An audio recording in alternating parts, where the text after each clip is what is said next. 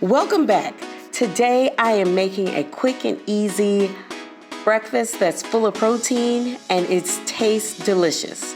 I'm going to start with a whole wheat toast. And I'm using this whole wheat toast so that it can be hearty and I can have plenty of fiber. And then I'm using a store-bought hummus that's seasoned with everything but the bagel.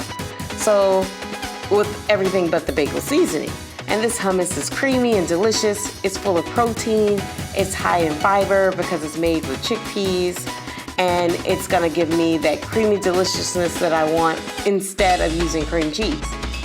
I'm gonna top that with some sliced cucumbers in order to bring some freshness to this toast.